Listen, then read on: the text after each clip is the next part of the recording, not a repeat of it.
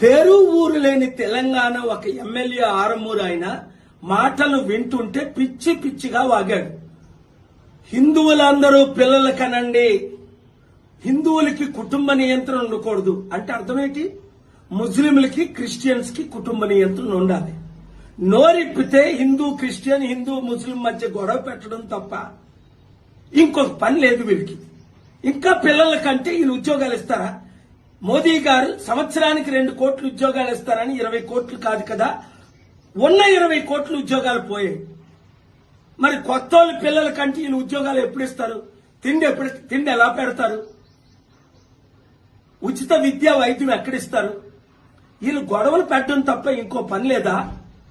మోదీ గారికి పిల్లల కలండి వీళ్ళు ఎప్పుడైనా చెప్పారా?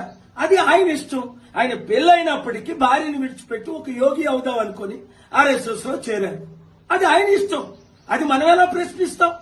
ఎవరు పిల్లలు కన్నారో ఎవరు పిల్లలు కనకూడదో ప్రజలకు తెలీదా?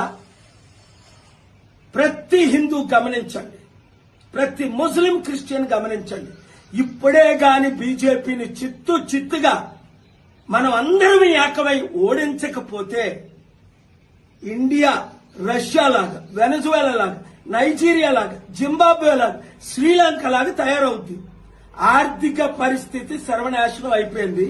ఇచ్చిన వాగ్దానాలు ఏవి నెరవేర్చట్లేదు. ఇప్పుడు మన మధ్య మనకు గొడవ పెట్టడం లేదా దేశ విదేశాల్లో యుద్ధం చేయడం అంటాం. ఇదే వాళ్ళు 100 సార్లు మాట్లాడతారు. గమనించండి, బానిసలారా మీరు బయటికి రండి. ఏ అగ్రకుర్ణమైన బీజేపీ పార్టీయే మనల్ని నడిపించాలా? మన బీసీలని ఎప్పుడైనా వాళ్ళు ముఖ్యమంత్రి చేశారా? ప్రతి ఒక్కరు బానిసలందరూ బయటకు వచ్చి ప్రజాశాంతి పార్టీని గెలిపించి ఈ రాష్ట్రాన్ని దేశాన్ని రక్షించండి. 7569441275 కి గ్రూపులు పెట్టండి. ఈ వీడియో అందరికీ షేర్ చేయండి.